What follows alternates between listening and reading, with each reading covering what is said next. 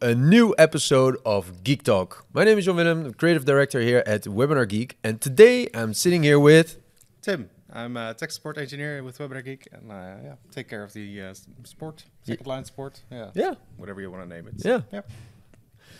live support with an F. Live support, tech Live, support. yeah. Live support. So for everybody that has been watching and is a regular guest, you know the drill. If this is your first time, let me explain how this works. We start the conversation with an icebreaker, and this is the most creative, memorable, and special way to start a conversation. We created this for an event where we were at in Amsterdam a while ago, and we have a deck of cards with a lot of statements on it, and I'll just pick a statement for Tim, and we'll start the conversation from there. So, all right, I got a nice one for you. Lord of the Rings or Star Wars? It's a tough one. I would go for Lord of the Rings, definitely. Yeah? Yeah. Okay, I'm more Star Wars A camp. little bit more fantasy. Yeah? Yeah, I think Star Wars is more science fiction. Yeah. Okay. Yeah, I mean that's I think that's the choice in this one. I like both, but yeah. Yeah. Did you grow up with one of them particular? Well, yeah, I started reading the books for Lord of the Rings pretty early on. Oh, wow. I think they came out way before I even started existing in the first place. But I think I started with high school, I think. So, So, great. Yeah. No, it's an interesting card because both of these sagas have something in common, and that's crisis.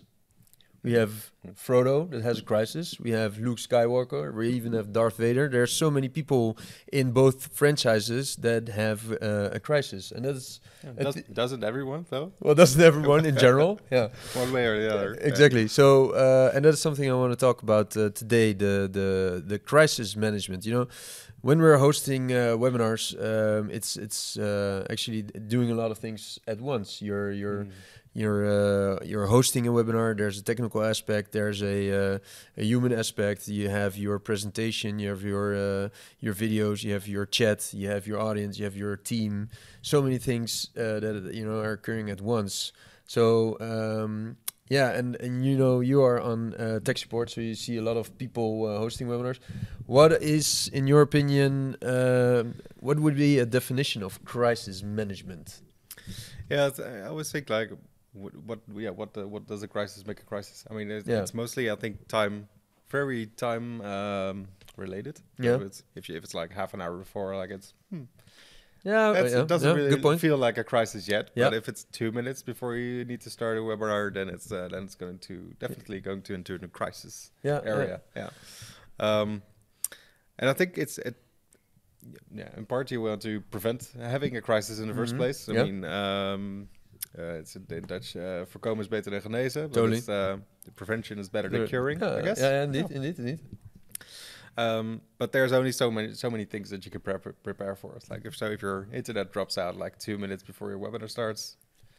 Yeah, it's pretty gonna be a tough call to manage that. Indeed. So No, I think it's interesting, the aspect of time. So you're saying that time defines the heaviness of your crisis. Yeah, I guess so. I like that. Well, maybe time and impact. So because if your pen drops from your table, but you need it during the webinar, then it might lead a little crisis because you need to pick it up before you start. Indeed. But it doesn't really have that much of an impact. Right? Yeah, but if your laptop drops off the table, exactly, a bigger impact.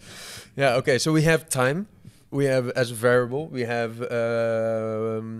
have impact as variable, so that's both interesting. What do you think about the different areas where crisis can exist? Yeah, because as tech support, I'm mostly in the technological area, obviously. Yeah. So I would say that like the hardware or the internet or stuff that's technical nature. But, but obviously there's so many things that you can have a crisis in. Maybe people not showing up or people being sick just minutes or hours before the webinar. Yeah. So you can then say we have a crisis. Can we divide in marketing, for instance? You had an ad running. There was very low, or maybe like a high amount of people that register for your webinar, but a low amount of people that show up. That can be a crisis. Can also be that your slide deck is incomplete or doesn't work. And I once saw a webinar. It was so I thought it was pretty cool. Was someone that he couldn't load his presentation in webinar for some reason, and he had 100 people in his live webinar, and he said, okay. I'll skip the presentation part and we'll just do a 1 hour live coaching on the chat. And I think it was probably way more valuable because it was very, very interactive, was very personal. So a crisis can also turn into I don't know, augmented value maybe. Exactly. Yeah. You're really focusing on your audience instead of your own story. Yeah, indeed. Yeah. But I think that's part of crisis management too. Like if you can't fix the issue, how are you going to manage it? Like can you turn it around? Can you twist it some way where like it's gonna be better maybe even or at the same value as what you were indeed. So okay, so let's there's somewhere an equation starting to rise here, but let's say indeed you say there's a crisis in time, so it depends on how far in advance of your webinar something happens. An hour or 2 minutes defines the heaviness of your crisis. Then we say there's marketing related elements that impacted the impact, obviously, and then the technical part, because that's also your field of expertise. What do you come across on the chat or in sport? Well, I think you summed it up quite nicely already. Like functionality missing. Yeah. Maybe you didn't turn it on, and you're just realizing it at the start of the webinar. But it could also be like more of a local issue, your internet dropping out or your computer crashing or things like that. But and I think for most of those things, preparations half the story at least. But if you're going to do everything redundant in your life, then you're going to have a really hard time living. Yeah, that's part of the life sport, I guess. life sport. Yeah. Try not to do redundancy for everything in your life. But but I think that's. Yeah, I think that's the cause of the most of the things. I mean, okay. Yeah. So zooming in a little bit on that, what would your advice be in the first part? When you're not live, but you're preparing your webinar. What are means that you can that you have to your control or in your control, in your power, that you can make sure that your crisis, if it happens, remains limited? Yeah, I think. Kind of thinking about like what are the essential parts in your webinar. I mean, does it start? But I think if I keep coming back to the internet part dropping out, but I mean everyone has their own hardline in your office or your house. But you could always switch to hotspots, for example. So you try to think on like what are the single points of failure essentially. Preparing for something like that is okay.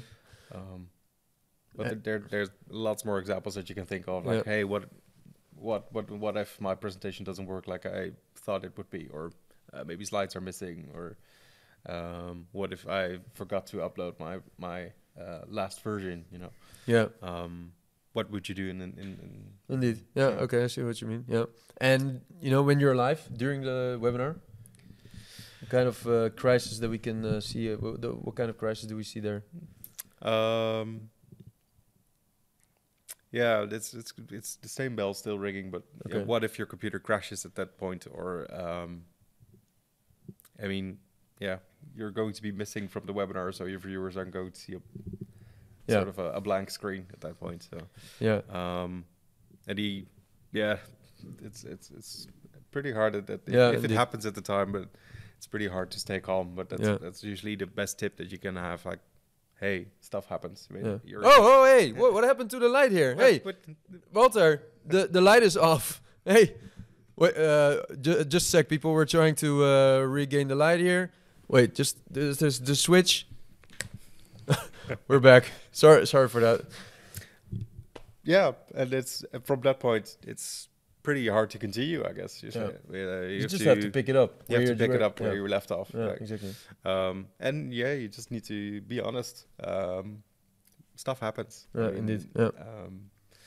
Yeah. Is there a specific feature, and I think we're going to round it off with this, but is there a specific feature that you know of that, helps? My dad always said, 80% of the result is in your preparation. So is there one that comes to mind?